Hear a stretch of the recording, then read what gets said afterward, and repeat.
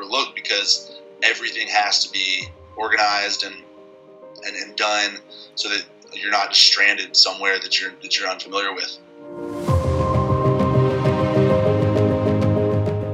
So I grew up in Columbia, South Carolina in the 90s, and that time was pretty special because Hootie and the Blowfish had just gotten huge. And those guys all lived near me, actually, in the neighborhood that I grew up in. So that was super, super important in terms of the sound that I was listening to and just seeing the culture that they created in Columbia. I picked up the guitar around 6 or 7. I had toy drums when I was little, but I didn't learn how to play the instrument until I was about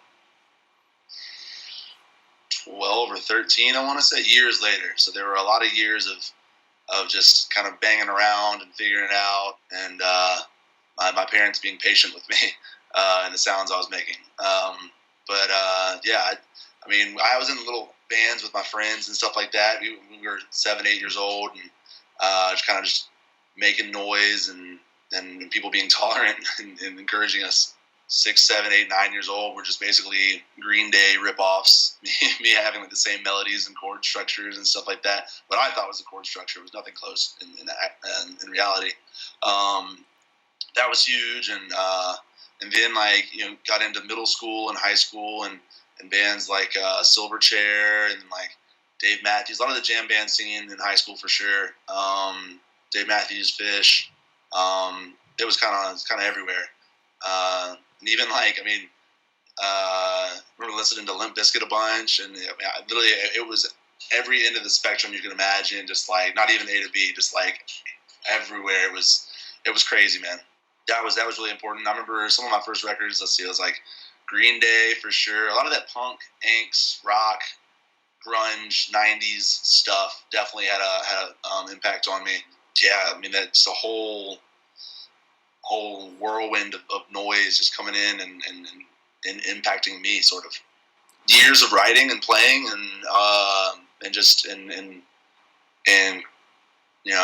tweaking the songs here and there and playing the songs with different people, like even in the band lineup has changed, and sometimes that would influence the songs a little bit. Yeah, man, and so then we got to recording it, and it ended up being a collection of songs that I released individually.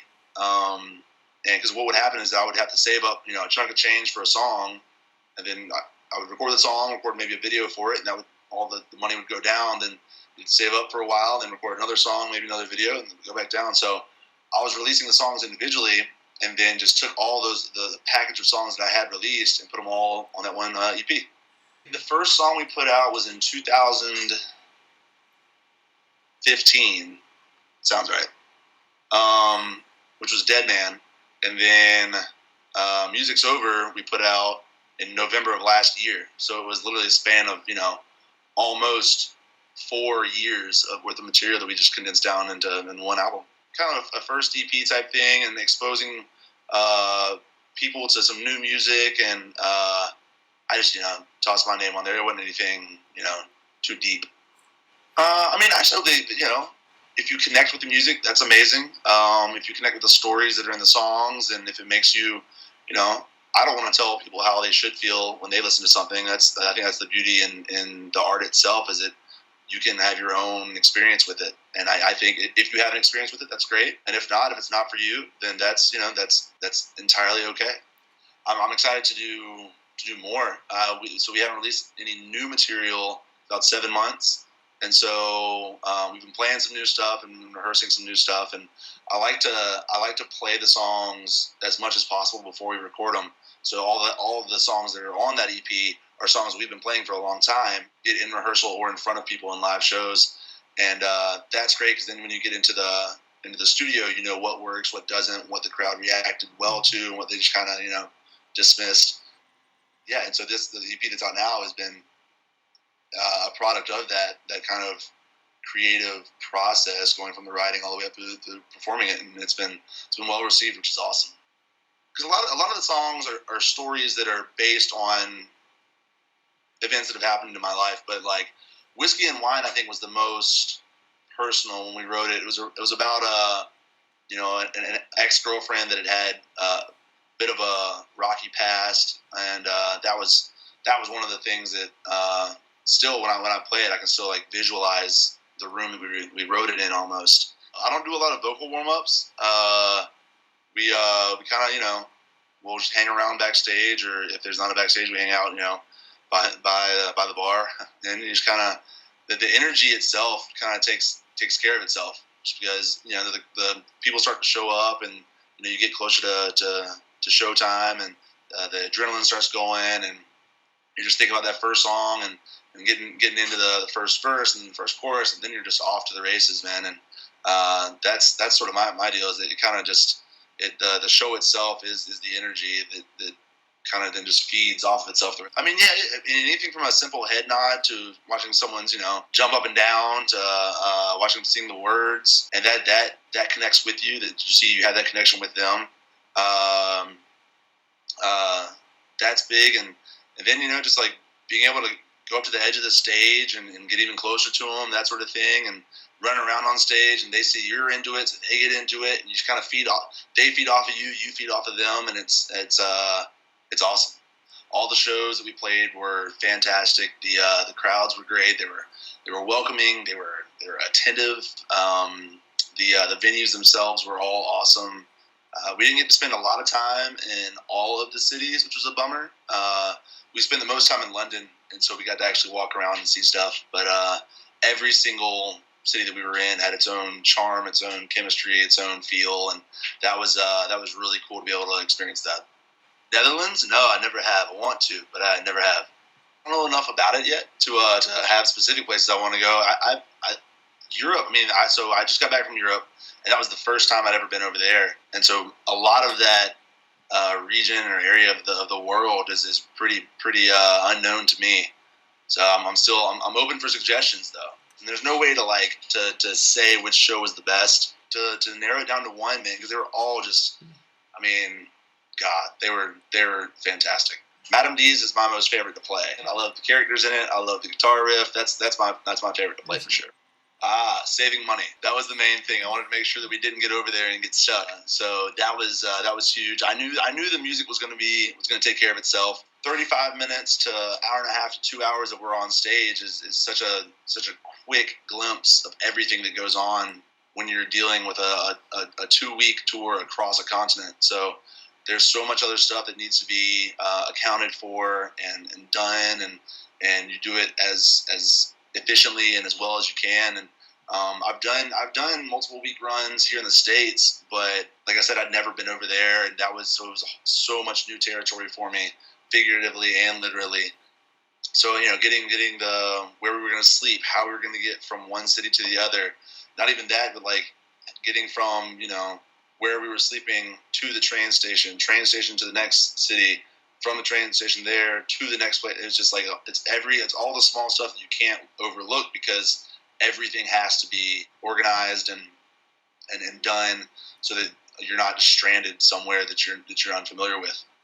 When we got done writing the song, and I knew that was going to be the next one I wanted to put out, that vision was just in my head, and I knew that's what I wanted to be. And it was kind of a mix between like a voodoo doctor and like Rob Zombie.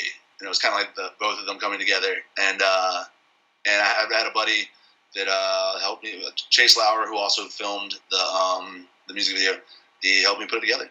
The music videos kind of encapsulate what the song is saying. I want the and that's sort of the thing when I write these songs, when I play the songs themselves are so cinematic. And there's characters that are so vivid, and you have them developing during the story, or whether it's just within 2 lines.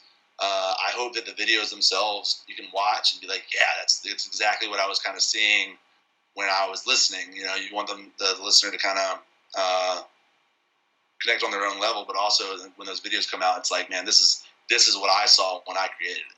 It's difficult to be independent, but it's also difficult to have a label. Because it's tough to be independent because you're having to pay for everything yourself. Everything's self-financed that I do.